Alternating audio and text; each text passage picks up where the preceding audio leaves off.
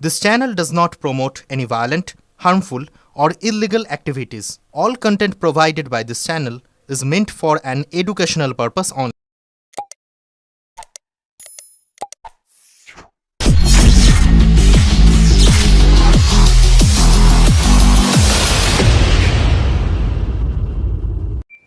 আমি স্বরাজ ঘোষ,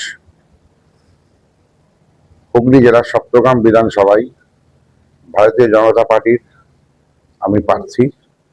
আমাকে যারা প্রার্থী করেছেন, জেলা, রাজ্য এবং কেন্দ্রের উপর নেতৃত্বকে আমি আমার শ্রদ্ধা প্রণাম জানাই।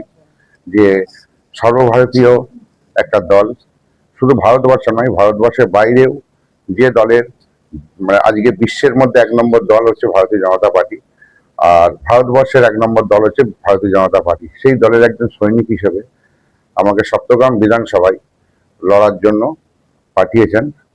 তো সপ্তগ্রাম বিধানসভায় আমি প্রচারের মধ্যে আছি, সবসময় আপনারা দেখেছেন মিডিয়াতে। কিন্তু আজকে সপ্তগ্রাম বিধানসভার সমস্ত মানুষকে জানাতে চাইছি যে পশ্চিমবঙ্গে 34 বছর বামফ্রন্ট সরকার, তার সাথে 15 বছর যে তৃণমূল সরকার যে দুর্নীতি করেছে, যেমন আজকে পশ্চিমবঙ্গে অনুপ্রবেশ দিনের পর দিন বাড়িয়েছে। অনুপ্রবেশ ভর্তি করছে বাংলাদেশ, আফগানিস্তান, পাকিস্তান, কোনো জায়গা থেকে বাদ নেই যে এই রাজ্যের মুখ্যমন্ত্রী অনুপ্রবেশ ঢোকায়নি। সেগুলোকে আমরা আজকে এসআইআর মারফত চেষ্টা চালাচ্ছি যাতে কিভাবে অনুপ্রবেশগুলোকে আমরা বাদ দিতে পারি। আজকে আপনারা জানেন পশ্চিমবঙ্গে শিল্পের পতন কিভাবে ঘটেছে।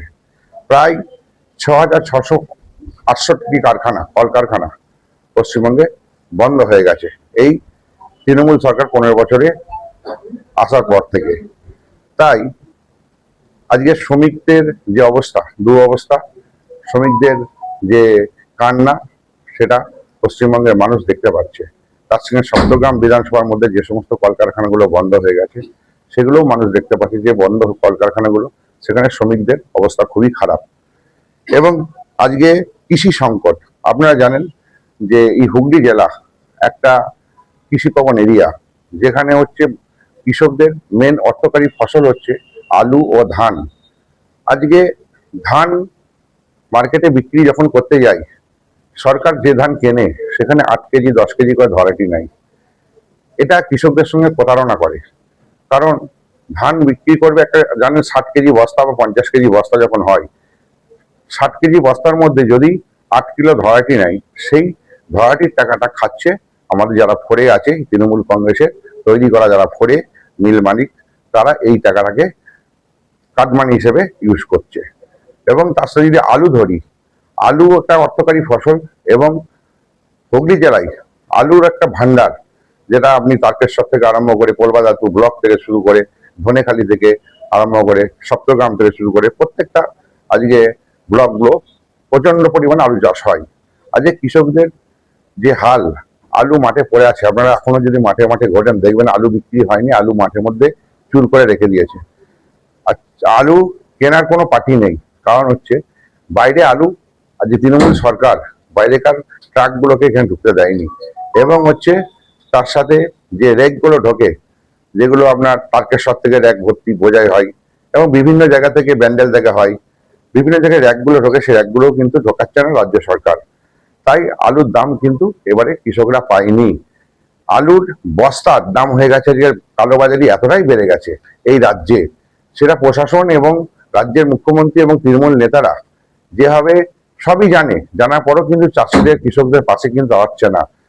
আজকে আলুর বস্তা কিনছে, একটা প্লাস্টিক বস্তা 40 টাকা করে দাম, এবং আলুর মার্কেটের দাম হচ্ছে 60 টাকা বস্তা।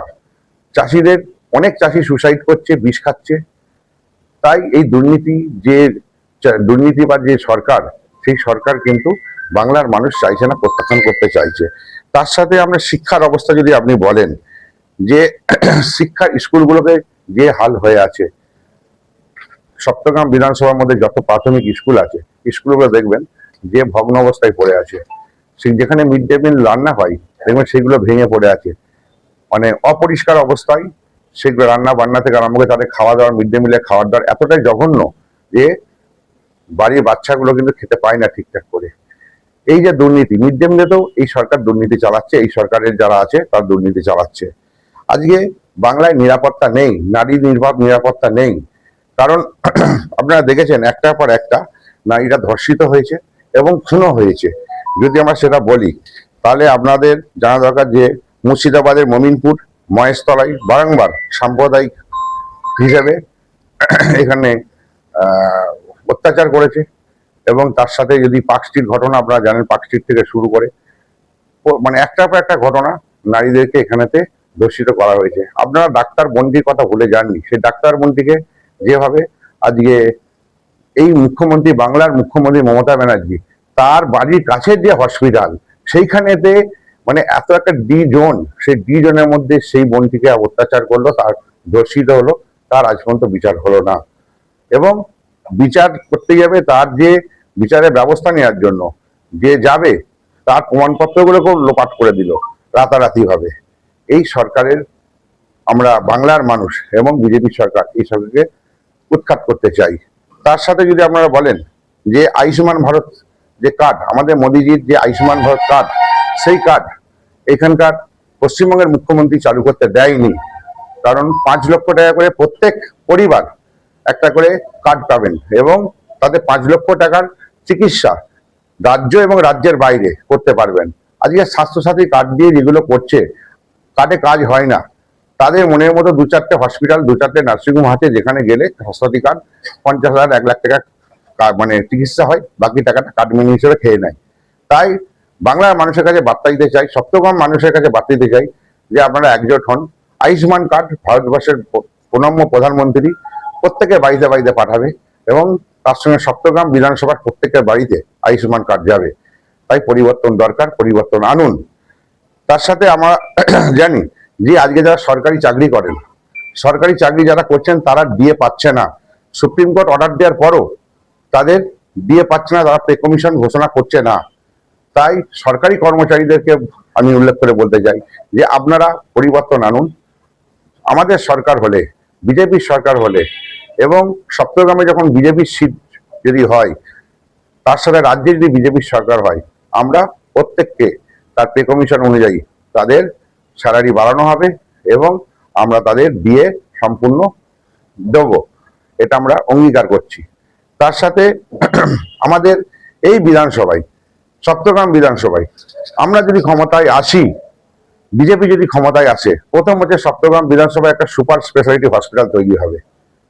এটা সপ্তগ্রামবাসীর কাছে আমি বার্তা দিতে চাই। তাই আমরা পরিবর্তন নিয়ে আসুন। তার সঙ্গে শিক্ষার সুব্যবস্থা করা হবে এবং প্রত্যেকটা বাড়িতে পানীয় জলের সুব্যবস্থা করা হবে।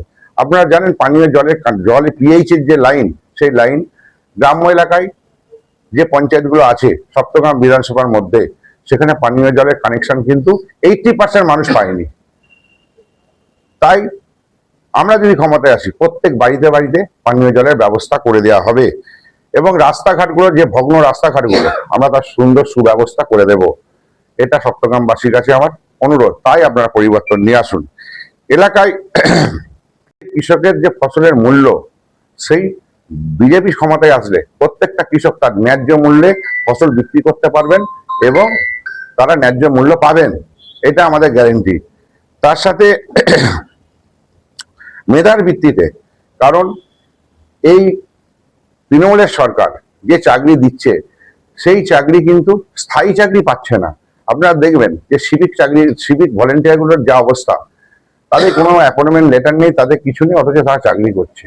আমাদের যদি সরকার হয়, আমরা মেধার ভিত্তিতে স্থায়ী চাকরির ব্যবস্থা করব, যোগ্যতা অনুযায়ী স্থায়ী চাকরি পাবে এবং আমরা শিল্পের বিকাশ আনবো।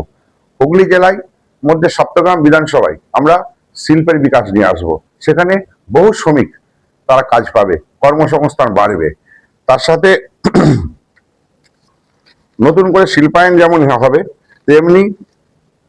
তেমনি মহিলাদের জন্য, প্রত্যেকটা মহিলাদের জন্য আমরা অঙ্গীকার করছি মাসে 3,000 টাকা অন্নপূর্ণা যোজনা আমরা গ্যারেন্টি দিচ্ছি।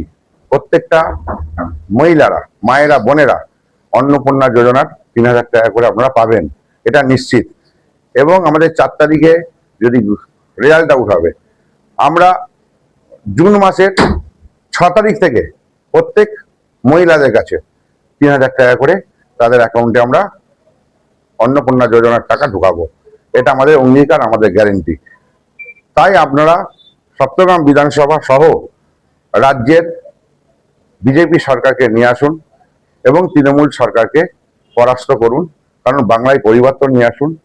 বাংলায় যদি বিজেপির সরকার হয়, তার সাথে কেন্দ্রে বিজেপির সরকার আছে, ডবল ইঞ্জিন সরকার হলে প্রকৃত উন্নয়ন বাংলার হবে, বাংলা প্রকৃত সোনার বাংলা হবে। তাই সকলের কাছে করজোড়ে আবেদন যে আপনারা একবার শুধু পরিবর্তন নিয়ে আসুন, বাংলাকে বাঁচান। বাংলাতে যে সাম্প্রদায়িকতা চলছে, এই সাম্প্রদায়িকতা রুখতে এবং বাংলার মানুষদেরকে বাঁচাতে একবার শুধু পরিবর্তন নিয়ে আসুন। তাহলে প্রকৃত সোনার বাংলা হবে। বাংলার মানুষ যে যা সুবিধা সুনিশ্চিতভাবে তাদের সুবিধা পাবে এবং প্রকৃত মানুষের কাছে সমস্ত জিনিসপত্র যেটা কাটমানি চলছে, সেই কাটমানি বাংলায় চলবে না। মানুষ তার ন্যায্য অধিকার, ন্যায্য মূল্যে ফসল বিক্রি, মেধার ভিত্তিতে চাকরি, সবকিছু সঠিকভাবে আমরা দিতে পারবো। তাই একবার পরিবর্তন আনুন এবং পশ্চিমবঙ্গে বিজেপি সরকারকে নিয়ে আসুন। এটাই আমার অনুরোধ। এটুকু বল। নমস্কার।